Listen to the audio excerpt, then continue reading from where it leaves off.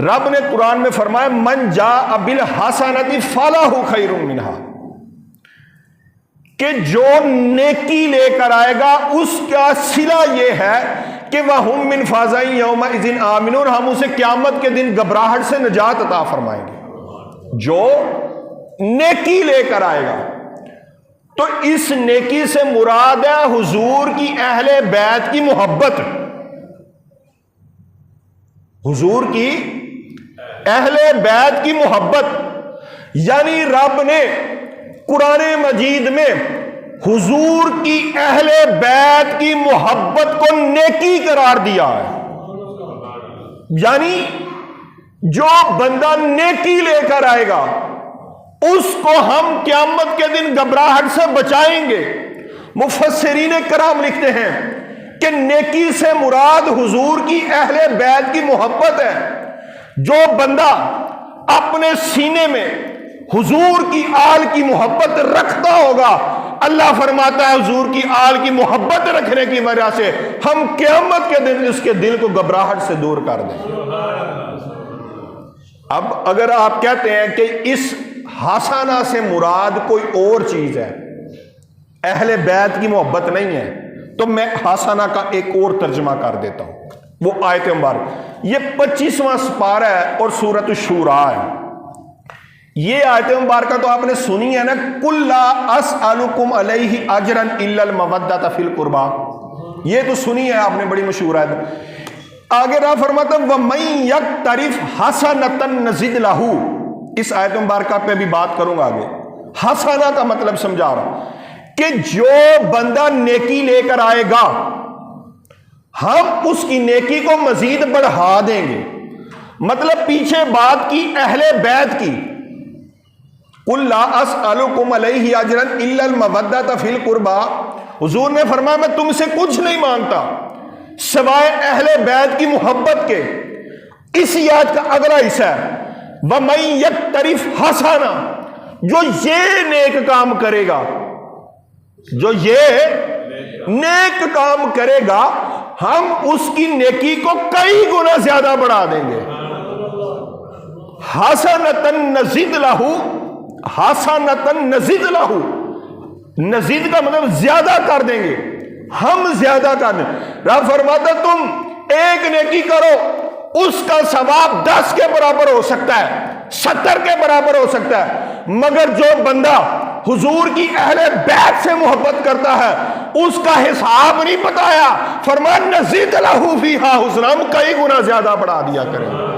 تو یہ آیت میں پچھلی آیت مبارکہ سمجھا رہا ہوں۔ رب فرماتا ہے من جاء بالحسنۃ فلہ خیر منہا، قیامت کے دن جو اہل بیت والی نیکی لے کر آئے گا ہم اس کو قیامت کے دن گھبراہٹ سے نجات عطا فرمائیں گے۔ اب سمجھ آ گئی اس بات کی؟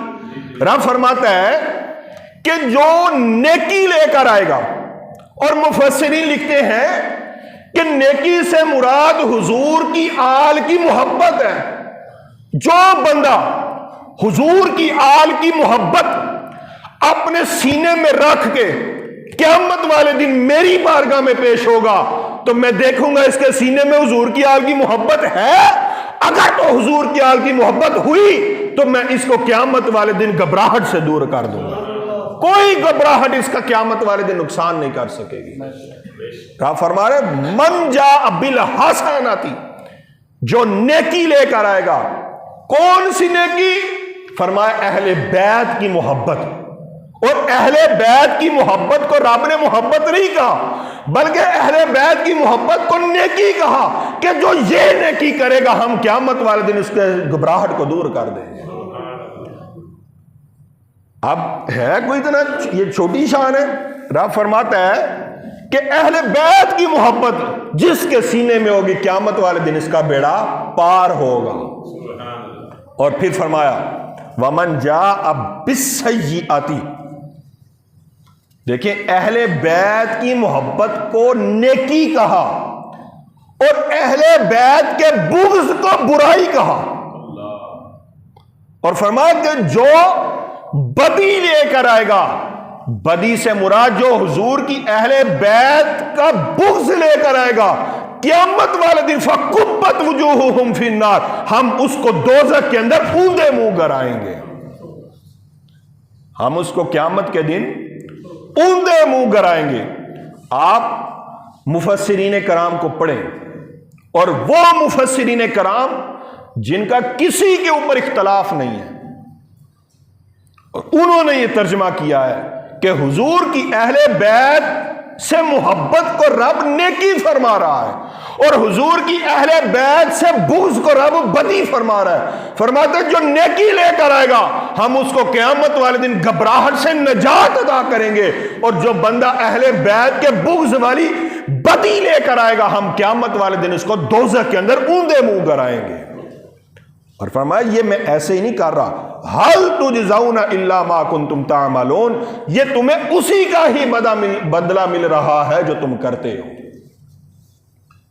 یہ تمہیں اسی کا ہی بدلہ مل رہا ہے جو تم کرتے ہو.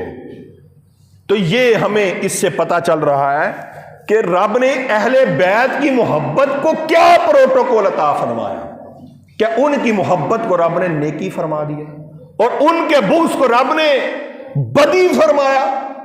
تو اس سے پتہ چلتا ہے کہ ہم جہاں بھی رہیں، جیسے بھی رہیں، حضور کی اہل بیت کی محبت اپنے سینوں میں پالے ہوئے رہیں.